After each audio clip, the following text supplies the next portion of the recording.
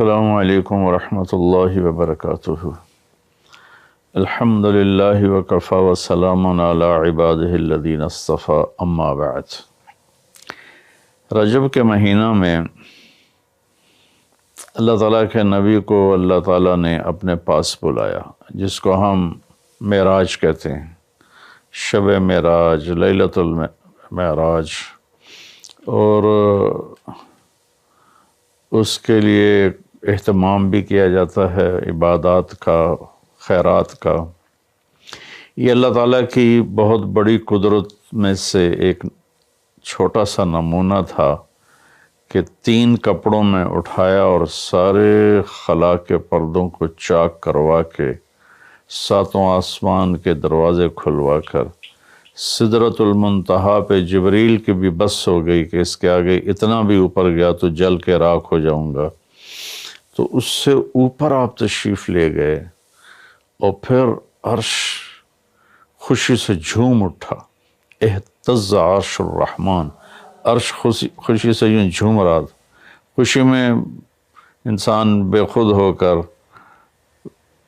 جھومنے لگ جاتا ہے، تو کہ اللہ کا عرش جھومنے لگا آپ کی آمد پر، اور پہلی ہستی ہیں جن کا قدم اللہ کے عرش پر پڑا، اور اللہ تعالیٰ اور اللہ کے محبوب کے درمیان جتنے نور کے پردے تھے اللہ نے سب ہٹا دیے، اور السلام علیک ایھا النبی ورحمۃ اللہ وبرکاتہ۔ اللہ تعالیٰ نے ایسا خوبصورت سلام پیش کیا، تو اللہ کے نبی پہ قربان جاؤں، انہوں نے اپنی امت کو بھی شریک کر لیا، السلام علینا وعلی عباد اللہ الصالحین۔ اللہ ہمارے اوپر بھی سلام ہو آپ کا، اور جو میری امت کے نیک لوگ ہیں ان پر بھی آپ کا سلام ہو، آپ کی رحمت ہو۔ تو معراج کا واقعہ اسباب کے خلاف ایک انتہائی عجب اللہ کی قدرت ہے، اور اس میں ایک چھوٹی سی بات عرض کروں کہ جب آدمی پس جاتا ہے نا اور کہتا ہے متی نصر اللہ، یا اللہ تیری مدد کہاں ہے، تو پھر اللہ کی طرف سے جواب آتا ہے الا ان نصر اللہ قریب، بے شک میری مدد قریب ہے، آ رہی ہے۔ یہ واقعہ طائف کے بعد پیش آیا ہے، جب آپ بے بس ہو گئے تھے، پتھر کھا کے شدید زخمی ہوئے، پھر آپ مکہ تشریف لائے تو باہر ٹھہر گئے، اندر آنے کی آپ کی سکت نہیں تھی، اور آپ نے زید ابن حارثہ کو اخنس بن شریک کے پاس بھیجا کہ مجھے پناہ دو، میں مکہ میں داخل ہونا چاہتا ہوں، تو اس نے انکار کر دیا، کہا میں نہیں پناہ دیتا۔ پھر اپنے سہیل ابن عمر کو پیغام بھیجا کہ مجھے پناہ دو، اس نے بھی انکار کر دیا۔ پھر ایک اور عرب کے سردار تھے، ان کو پیغام بھیجا، غالباً صفوان بن امیہ کو پیغام بھیجا کہ مجھے پناہ دو، تو انہوں نے بھی انکار کر دیا۔ تو پھر آپ نے مطعم بن عدی کو پیغام بھیجا، ان کے بیٹے جبیر صحابی بنے، تو مطعم بن عدی کو پیغام بھیجا تو وہ آپ نے بچوں کو لے کر باہر گیا، اور اللہ کے نبی کو اپنے بیٹوں کے ساتھ لے کر مکہ میں انٹر ہوا، حرم شریف میں آ کے اعلان کیا آج کے بعد محمد بن عبداللہ صلی اللہ علیہ وسلم میری پناہ میں ہے، انہیں کوئی ٹچ نہیں کر سکتا۔ ابو جہل نے کھڑے ہو کر کہا تم یہ اس کا کلمہ پڑھ کے کہہ رہے ہو یا اپنی سرداری کے زوم پر کہہ رہے ہو، اپنی سرداری کے بلبوتے پر؟ اور کہا نہیں، میں نے اس کا کلمہ نہیں پڑھا، جو اللہ نے مجھے سٹیٹس دیا ہے اس کی وجہ سے کہہ رہا ہوں۔ کہ پھر ٹھیک ہے، ہم ان کو کبھی ٹچ نہیں کریں گے۔ اس قدر حال سنگین ہو گیا تھا، اور کبھی آسمان کے فرشتے نہیں روئے سوائے 2 جگہ۔ ایک دفعہ جب ابراہیم علیہ السلام نے حضرت اسماعیل کو الٹا لیٹایا اور چھری ہاتھ میں اور سر کے بال ہاتھ میں اس طرح، اور یوں آسمان کو دیکھ کے کہا یا اللہ تو مجھ سے ناراض ہو گیا ہے کہ میرے دل میں اسماعیل کی محبت آ گئی ہے۔ اس پر آسمان کے فرشتے زار و قطار روئے تھے۔ اور ایک جب ہمارے نبی کو پتھر پڑے اور پڑھتے پڑھتے بے ہوش ہو کے گر گئے، اس وقت ساتوں آسمان کے فرشتے روئے تھے، اور پھر ملک الجبال حاضر ہوا، یا رسول اللہ اجازت ہو تو ان کو ایسے پیس کے سرما بنا کے رکھ دوں، ان اطبق علیہم الاخشبین۔ آپ نے کہا نہیں، لعل اللہ ان یخرج من اصلابہ من یوحد اللہ، نہیں نہیں نہیں، اللہ تعالیٰ ان کی نسل میں ایسے پیدا کرے گا جو اللہ کی توحید کو ماننے والے ہوں گے۔ اس تکلیف کے بعد یہ سفر ہوا کہ 27 رجب کو جبرائیل آئے، آسمان سج چکے ہیں، اور ہماری یعنی زبان میں یا ہمارے رواج میں کہ یا رسول اللہ استقبال کے لیے قطاریں لگ گئی ہیں، آپ ان کو لے کر گئے۔ آپ ام ہانی رضی اللہ عنہ، حضرت علی رضی اللہ تعالیٰ عنہ کے گھر میں تھے آپ، تو وہاں سے حتیم میں لے گئے، آپ کا سینہ چاک کیا۔ دوسرے فرشتہ وہ پانی لایا زمزم کا، اس سے آپ کے سینے کو صاف کیا، پھر دل باہر نکالا، اس کو چیرا، اسے صاف کیا، اور پھر دوبارہ دل کو رکھ دیا، سینے کو بند کر دیا۔ اب یہ سارا کچھ اپنے ہوش میں دیکھ رہے تھے۔ پھر وہاں سے براق پہ سوار ہوئے۔ براق گدھے سے بڑا قد، خچر سے چھوٹا قد والا ایک جانور تھا، جس پر آپ کو سوار کرایا گیا، اور وہ تھوڑا مستی کرنے لگا تو جبریل بولے تو یہ پتہ ہے تیرے اوپر کون سوار ہیں؟ تو اس کے ساتھ ہی وہ ایک دم سر نیچے کر گیا، اور پھر وہاں سے پرواز کی بیت المقدس، اور وہاں آپ نے 2 نفل پڑھے اور ان کو وہیں چھوڑ دیا، اس کو براق کو وہیں چھوڑ دیا۔ وہاں سے پھر سفر شروع ہوا اللہ کی طرف۔ اس سفر کو اللہ نے یوں بیان کیا، سبحان الذی اسری بعبدہ لیلا من المسجد الحرام الى المسجد الاقصى الذي بارکنا حولہ لنریہ من آیاتنا انہ هو السمیع العلیم۔ تو اس میں اہل علم کے لیے بڑا خوبصورت نقطہ بھی میرے ذہن میں ہے کہ یہ قرآن کی پہلی صورت ہے جو سبحان مصدر سے شروع ہو رہی ہے، سبحان الذی۔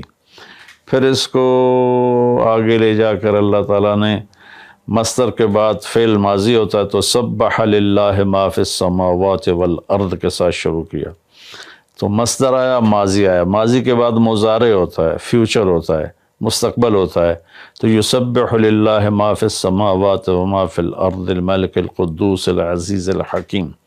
پھر اس کے بعد امر کا صیغہ ہوتا ہے، تو سبح اسم ربک الاعلی الذی خلق فسوی۔ یہ قرآن کا اعجاز ہے، قرآن کی خوبصورتی ہے، قرآن کی بلاغت ہے۔ سبحان، سبح، یسبح، سبح۔ تو اللہ تعالیٰ نے پہلے اپنی پاکیزگی کو بیان کیا کہ جو کچھ کہنے والا ہوں میں سب کچھ کر سکتا ہوں، میرے لیے کوئی مشکل نہیں کہ میں اپنے بندے کو لے کر گیا۔ اللہ آنے جانے سے پاک ہے، لیکن با کا اضافہ یہ بتاتا ہے کہ اللہ تعالیٰ کہہ رہے تھے یوں ہی سمجھو کہ میں اپنے بندے کو خود لے کر گیا اوپر۔ آپ جبریل کے کندھوں پر، پروں پر سوار ہو کر نہیں گئے، آپ کا سفر الگ تھا، جبریل کا الگ تھا، یہاں تک کہ پہلے آسمان پر پہنچے تو دروازہ کھلا تو آدم علیہ السلام نے استقبال کیا، گلے لگایا۔ پھر اس سے اوپر گئے تو عیسیٰ علیہ السلام، یحییٰ علیہ السلام، زکریا علیہ السلام نے استقبال کیا، اور سارے آسمان کے فرشتوں نے استقبال کیا۔ پھر اس کے بعد تیسرے آسمان پر گئے تو یوسف علیہ السلام نے استقبال کیا اور سارے فرشتوں نے۔ پھر چوتھے آسمان پر گئے تو یونس علیہ السلام نے اور باقی سارے فرشتوں نے۔ تو پھر پانچویں آسمان پر گئے تو ہارون علیہ السلام اور آسمان کے فرشتے۔ پھر چھٹے آسمان پر گئے تو موسیٰ علیہ السلام اور موسیٰ علیہ السلام کے آسمان کے فرشتے۔ اس دن اللہ نے، میرا میں نے پڑھا کہیں نہیں لیکن مجھے لگتا ہے کہ اس دن اللہ تعالیٰ نے سارے فرشتوں کی عبادت کی چھٹی کرا دی ہوگی اور فرمایا ہوگا بس میرے محبوب کا دیدار کرو، استقبال کرو، آج یہی تمہاری عبادت ہے، کیونکہ ہر فرشتہ بے قرار تھا کہ دیدار ہو جائے۔ پھر اب ساتویں آسمان پر گئے، وہاں ایک بیت اللہ تھا، وہاں ایک بزرگ سفید داڑھی والے یوں کر کے بیٹھے ہوئے تھے، یوں کر کے، اور لمبے ان کے بال تھے، لمبی داڑھی تھی، وہ نہیں اٹھے، وہ بیٹھے رہے۔ جب اب قریب آئے تو وہ کھڑے ہوئے اور کہا میرا بیٹا آ گیا۔ پہلے نبیوں نے کہا ہمارے بھائی آ گئے، ہمارے بھائی آ گئے، ہمارے نبی آ گئے۔ اس بزرگ نے کہا میرے بیٹے آ گئے، میرے بیٹے آ گئے۔ تو آپ نے جبریل سے پوچھا یہ کون بزرگ ہیں؟ تو انہوں نے فرمایا یہ آپ کے دادا ابراہیم علیہ السلام ہیں۔ اس میں اللہ نے ہمیں سبق دیا کہ بیٹا کتنے ہی عالی مقام پہ چلا جائے، اس کی ذمہ ہے اپنے ماں باپ کا ادب کرے، ان کے پاؤں چھوئے، ان کے سامنے سر جھکا کے چلے۔ یہ ہواؤں میں اڑ جائے، عرش کو چیر کے اللہ تک پہنچ جائے، پھر بھی باپ کے آگے، ماں کے آگے سر جھکانا ہے۔ اور یہ سبق عملاً اللہ نے امت کو سکھایا، پہنچایا کہ اللہ تو جانتے تھے کہ یہ امت اپنے والدین کی کتنی نافرمان ہوگی، اور کتنے ماں باپ ہوں گے جو چھپ چھپ کے روئیں گے، کتنی مائیں ہوں گی جو دوپٹے کے پلو میں اپنے آنسو چھپا لیں گی اپنی اولاد کی نافرمانی کی وجہ سے، بدتمیزی کی وجہ سے۔ میرے نبی سے پوچھا گیا یا رسول اللہ قیامت کب آئے گی؟ تو آپ نے فرمایا اللہ کو پتہ ہے۔ کیا کوئی نشانی فرما دیں؟ ارشاد فرما دیں کہ جب مائیں بیٹیوں کے ہاتھوں ذلیل ہوں گی تو قیامت آئے گی۔ یعنی بیٹے تو کرتے ہی رہتے ہیں، اگر بیٹیاں بھی ماں کو ذلیل کریں گی تو قیامت آ جائے گی۔ تو یہ اتنا بڑا مقدس رشتہ ہے۔ آپ نے فرمایا جس نے اپنے والدین کو دکھ دیا اس پہ اللہ کی لعنت، زمین آسمان کی لعنت، فرشتوں کی لعنت، نہ اس کی نماز قبول ہے، نہ روزہ، نہ صدقہ۔ اور دوسری طرف آپ نے فرمایا جو صبح صبح ماں باپ کی زیارت کر لے تو صبح سے شام تک جنت کے 2 دروازے اس کے لیے کھل جاتے ہیں۔ نہ حال پوچھا نہ خدمت کی، صرف آ کے زیارت کی محبت کی وجہ سے۔ شام کو آ کے ان کی زیارت کی تو صبح تک جنت کے 2 دروازے اس کے لیے کھلے رہیں گے۔ پھر ان میں کوئی ایک فوت ہو جاتا ہے اور یہ اس ایک کی بھی ایسے تعداد کرتا ہے، زیارت کرتا ہے، ایک دروازہ کھلا رہے گا۔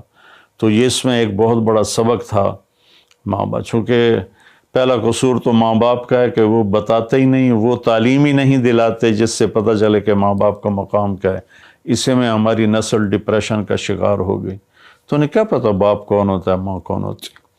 تو آپ وہاں سے تشریف لے گئے تو سدرۃ المنتہا، جہاں بارڈر آ جاتا ہے ان مخلوقات کا، بارڈر پر جبریل نے کہا یا رسول اللہ بس آگے میرے پاس ویزا کوئی نہیں ہے، ایک بالشت بھی اوپر جائے، ایک گٹھ بھی اوپر جاؤں گا تو جل کے راکھ ہو جاؤں گا۔